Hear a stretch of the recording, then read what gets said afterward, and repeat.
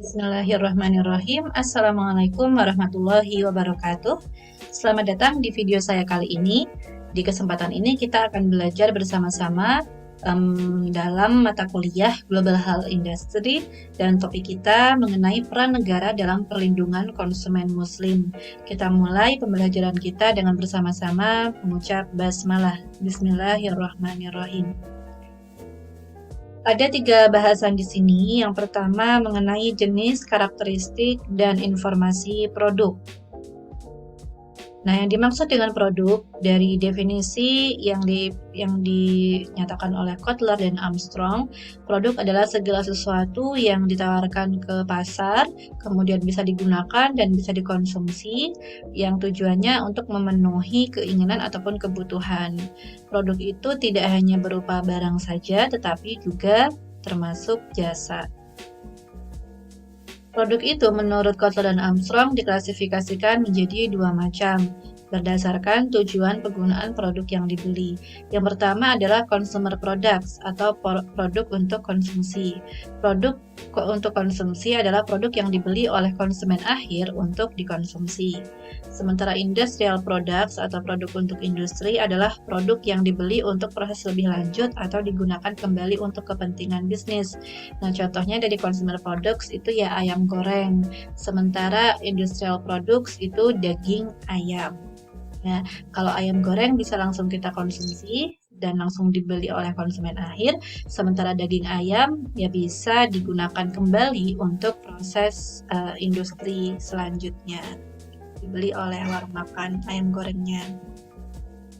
Kemudian menurut Backlin, produk itu dibagi menjadi 3 macam, yaitu convenience goods, shopping goods, dan specialty goods. Convenience goods adalah barang yang mana konsumen membelinya sebagai pengganti, bukan sebagai tambahan yang diperlukan untuk item tertentu. Sementara shopping goods adalah barang yang mana konsumen harus melakukan usaha pencarian sebelum membelinya. Sementara specialty goods adalah barang yang mana konsumen bersedia untuk memperluas upaya dan usaha tambahan yang diperlukan untuk mencari dan membeli item yang paling disukai, walaupun dengan harga yang lebih tinggi, daripada harus membeli pengganti yang lebih mudah diakses. Klasifikasi produk selanjutnya diklasifikasikan menjadi 2 macam, tergantung dari proses produksinya. Yang pertama adalah produk yang diperoleh dari produksi massal, dan yang kedua produk yang diperoleh dari produksi non-massal, atau kita sebut juga sebagai produksi tradisional.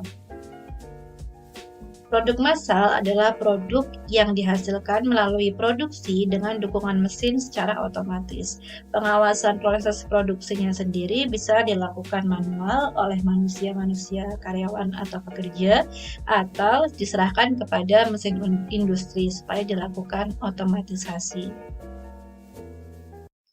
Prinsip dasar produksi massal ada beberapa hal. Yang pertama, kuantitasnya. Jadi kuantitasnya lebih banyak biasanya yang dihasilkan oleh produksi massal dibandingkan tradisional. Yang kedua, penggunaan mesin produksi itu sudah digunakan oleh produksi massal, sementara untuk tradisional belum. Kekuatannya lebih kuat produksi massal karena menggunakan mesin, bukan tenaga manusia yang terbatas. Kemudian akurasi juga lebih akurat karena menggunakan mesin yang sudah ada takaran-takarannya. Kemudian secara ekonomis juga lebih hemat produksi massal karena bisa mengurangi biaya tenaga kerja, dan secara sistem juga lebih teratur karena menggunakan mesin yang memang sudah merupakan sistem. Kemudian keberlanjutannya lebih lama dan kecepatannya juga lebih cepat. Nah, inilah yang kalau kita ringkas menjadi satu kata, yaitu efisiensi. Membicarakan mengenai makanan sendiri, makanan juga ada dan sudah banyak banget yang diproduksi melalui industri massal. Nah, tapi apakah makanan yang diproduksi secara masif bisa mengalami masalah? Jika iya, apa contohnya? Di sini kita akan membahas 2 macam manfaat dan risiko dari produksi massal dan produksi tradisional. Manfaat dari produksi massal yang pertama adalah untuk pemenuhan kebutuhan pangan itu akan lebih efisien dan lebih banyak jumlahnya atau kuantitasnya. Kemudian dari segi harga pangan juga bisa lebih kompetitif karena biaya produksi bisa ditekan. Kemudian yang ketiga, variasi produk pangan yang dihasilkan akan lebih banyak. Dan yang keempat, akan lebih tahan jangka waktunya dari masa expired karena menggunakan bahan pengawet biasanya kalau yang diproduksi secara massal ini. Nah, resikonya adalah produk pangan tersebut juga mengalami cacat ya karena diproduksi dan diolah oleh mesin juga ada kemungkinan mengalami kecacatan. Kemudian kualitas produk tidak seperti yang diharapkan dan informasi produk pangan tidak sesuai. Selanjutnya, produk tradisional, manfaat dan risikonya. Manfaat dari produk tradisional yang pertama adalah konsumen dan produsen bisa saling bertemu secara langsung.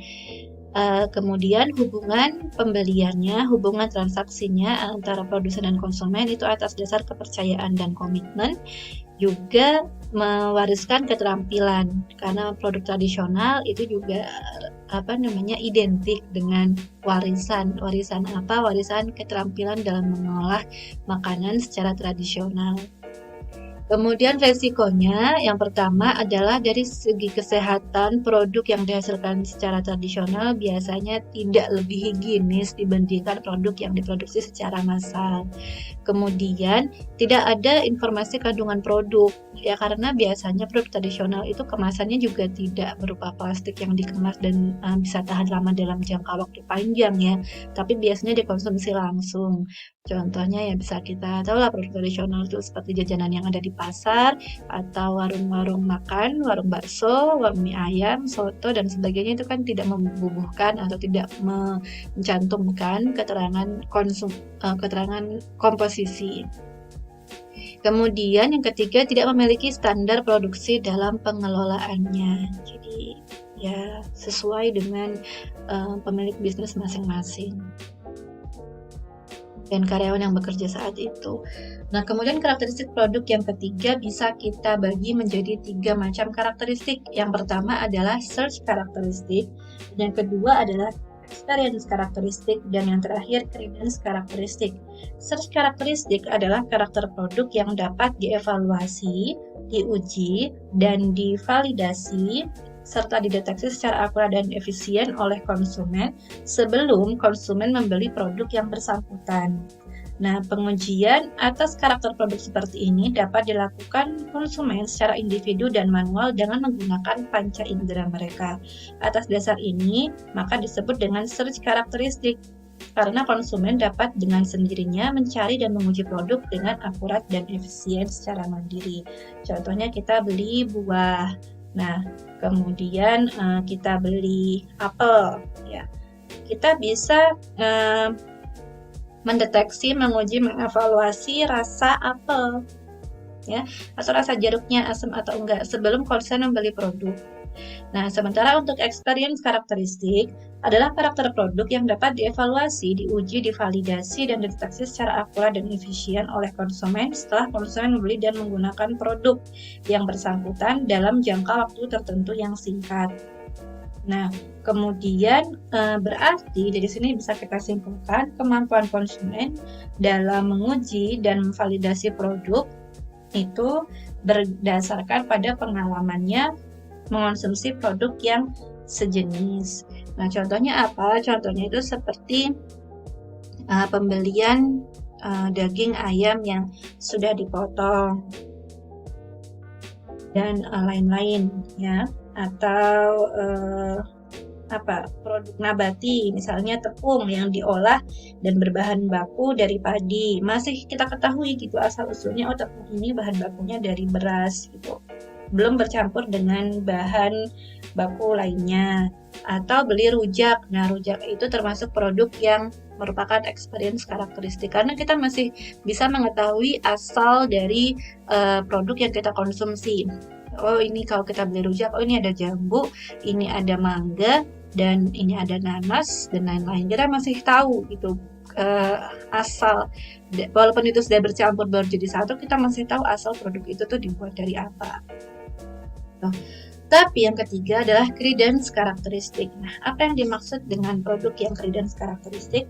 Adalah karakter produk yang tidak dapat dievaluasi, tidak dapat dideteksi, dan tidak dapat divalidasi secara akurat dan efisien oleh konsumen walaupun konsumen itu sudah membeli dan menggunakan produknya.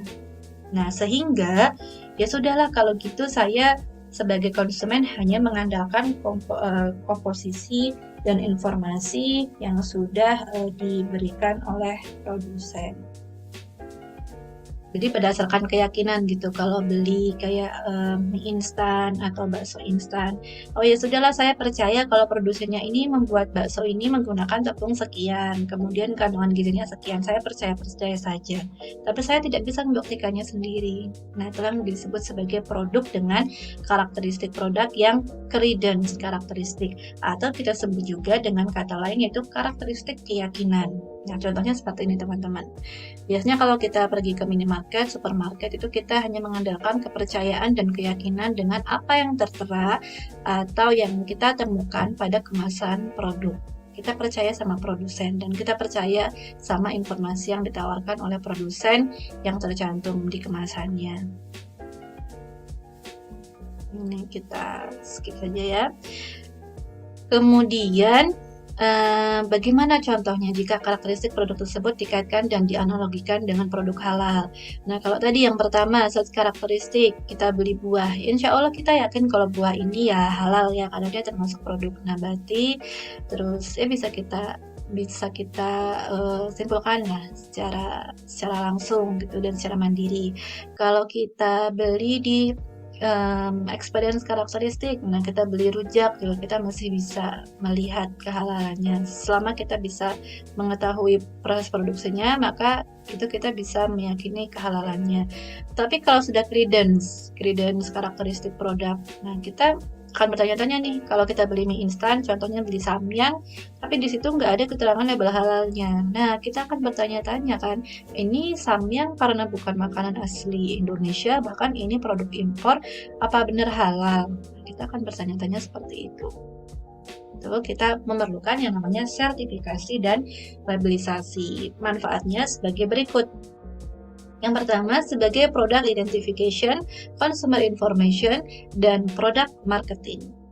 Kemudian manfaat yang kedua bisa meniadakan asymmetric information dan misleading konsumen. Jadi dengan adanya sertifikasi dan labelisasi, konsumen bisa tahu dan bisa yakin kalau produk ini sudah terjamin halal. Kenapa? Karena ada sertifikat halal itu atau ada label halal itu pasti juga sudah ada ujiannya atau sudah ada tesnya oleh pemerintah dan lembaga yang berwenang. Kemudian yang ketiga, mengubah pandangan konsumen terhadap karakteristik produk. Jadi karakteristik produk yang tadinya credence karakteristik bisa berubah menjadi experience karakteristik atau search karakteristik. Kemudian, subbahasan yang kedua yaitu peran negara terhadap sertifikasi dan labelisasi perspektif Islam. Yang pertama adalah kaidah usuliyah sebagai landasan bagi negara dalam membantu masyarakatnya untuk menjamin kehalalan produk yang beredar di negaranya, yaitu ad-daruriyah al-khamsah. Negara memiliki kewajiban dan memiliki tanggung jawab untuk menjamin tercapainya 5 tujuan dasar tersebut. Apa saja?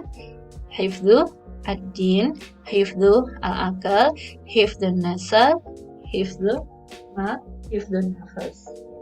Kemudian konsumsi halal adalah bagian dari menjalankan agama.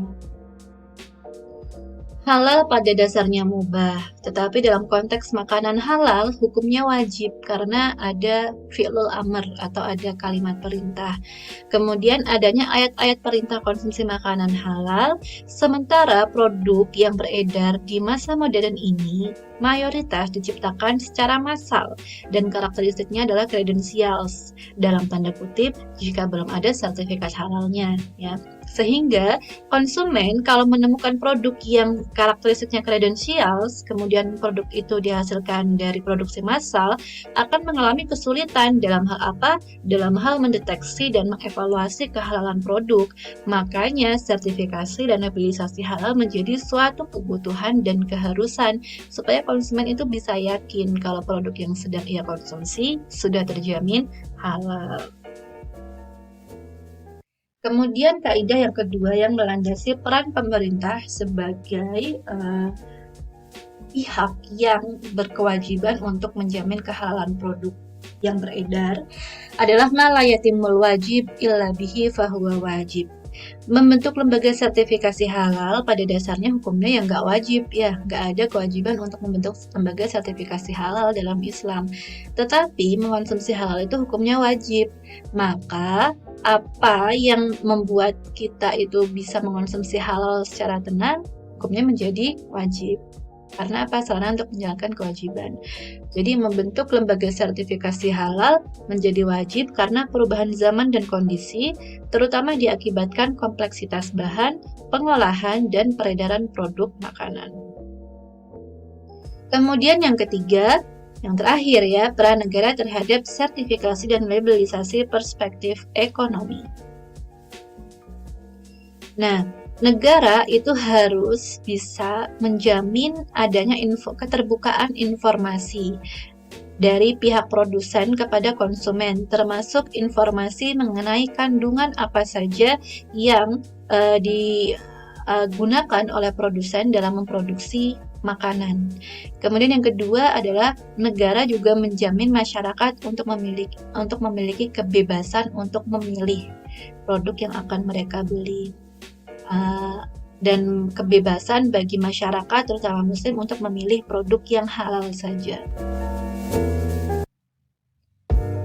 Yang pertama, kita bisa menggunakan prior approval regulation, jadi regulasi persetujuan terlebih dahulu. Dengan syarat produsen harus mendapatkan izin terlebih dahulu dari lembaga yang berwenang, agar produsen dapat memproduksi dan memasarkan produknya. Nah, ini yang berlaku di Indonesia. Tetapi di sisi lain masih ada juga beberapa pro kontra dari beberapa tokoh. Yang pertama adalah Pak Yusril Iza Mahendra. Beliau pernah mengatakan untuk Indonesia yang diperlukan bukan label halal, tapi label haram, karena mayoritas penduduk Indonesia beragama Muslim. Kalau saya kemarin pergi ke Filipina misalnya, yang ditandai memang produk halal karena mayoritas penduduknya adalah Katolik. Kalau mayoritas Muslim kok dikasih halal juga, kan aneh, kata Pak Yusril Ihza seperti itu. Kalau kata teman-teman gimana? Oke, selanjutnya nih, ini menguatkan apa yang sudah dinyatakan oleh Pak Yusril.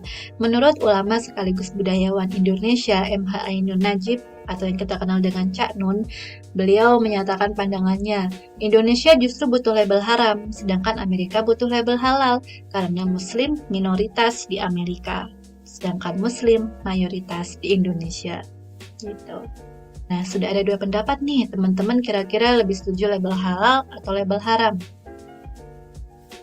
Nah, sejumlah kalangan yang menggagas ide labelisasi halal berargumen pada jumlah penduduk Indonesia yang mayoritas Muslim. Mungkin dari beberapa teman-teman tadi saat saya tanyakan juga, oh iya ya, kan mayoritas Muslim, lebih baik label haram saja. Tetapi pertanyaannya dari perspektif mana kita memandang mayoritas Muslim sebagai konsumen atau mayoritas Muslim sebagai produsen? Indonesia ada dua-duanya ya. Nah, tetapi jumlah makanan yang sudah disertifikasi halal MUI pusat itu baru sedikit sekali dari seluruh perusahaan makanan yang ada di Indonesia. Baru sekitar 54,26% dari yang terdaftar di Kemenperin. Sementara jumlah makanan yang terdaftar di Kemenperin juga kurang lebih baru sekitar 5.512 perusahaan. Dan kita tahu kalau jumlah produsen makanan di luar yang terdaftar di Kemenperin, banyak sekali usaha mikro, usaha jajanan yang biasa kita temukan di sekitar kampus, di sekitar rumah kita, di sekitar sekolah. Mungkin beliau-beliau itu belum mendaftarkan usahanya ke Kemenperin. ya. Jadi masih banyak usaha makanan yang belum terdaftar di Kemenparin, dan kita malah lebih banyak bersinggungan dengan usaha-usaha yang seperti itu. Nah, sehingga menjadi pertanyaan tadi, yaitu mayoritas itu konsumen atau produsen. Nah, mayoritas itu adalah ya dua-duanya sih, konsumen sama produsen. Tapi kalau untuk produsen, lebih banyak produsen yang belum bisa menjamin kehalalan produknya dibandingkan produsen yang bisa menjamin kehalalan produknya. Nah, kemudian yang kedua, faktanya lembaga-lembaga penjamin produk halal itu masih menggunakan nama sertifikasi halal. Baik itu di negeri minoritas muslim, contohnya Belanda, Belgia, dengan lembaga sertifikasi halalnya. Kalau di Belanda ada HFFIA, di Belgia ada HFCE, dan lain-lain. Atau di negara mayoritas muslim seperti Indonesia, Malaysia, dan Arab Saudi. Semua negara yang mengusahakan jaminan halal ini menyebut sertifikasi itu dengan halal certificate, halal label, atau sertifikasi halal. Begitu ya teman-teman, jadi sudah jamak di seluruh dunia, baik itu negara yang minoritas muslim maupun negara yang mayoritas muslim, menggunakan nama label halal, sertifikasi halal bagi label dan sertifikasi yang berlaku pada makanan tersebut. Dan tidak ada yang menggunakan label atau sertifikasi haram, kecuali label non halal, atau label mengandung misalkan pork gitu, mengandung babi dan sebagainya. Tapi mayoritas negara di seluruh dunia sudah menggunakan istilah halal certificate. Kemudian tugas teman-teman silakan mencari dan merangkum peran negara terhadap sertifikasi dan labellisasi halal, perspektif Islam dan perspektif ekonomi. Kemudian berilah kesimpulan menurut pendapat teman-teman sekalian setelah mempertimbangkan kedua perspektif tersebut di luar yang saya jelaskan barusan ya. Jadi teman-teman bisa memperkaya dari bahan kajian dan referensi di luar referensi yang saya gunakan. Nah, terima kasih. Kita akhiri bersama-sama dengan membaca hamdalah alhamdulillahirabbil alamin. Jika ada yang belum jelas dari penjelasan yang saya paparkan barusan, teman-teman bisa berkomentar via kolom komentar di bawah, atau bisa melayangkan pertanyaan di Google Classroom. Untuk informasi, referensi yang saya gunakan dalam membuat video ini adalah buku yang ditulis oleh Zulham yang berjudul Peran Negara dalam Perlindungan Konsumen Muslim Terhadap Produk Halal. Teman-teman bisa mengerjakan tugas menggunakan jurnal dan sebagainya, atau artikel dan sebagainya di luar buku ini. Demikian, kita akhiri bersama dan saya ucapkan terima kasih. Wassalamualaikum warahmatullahi wabarakatuh.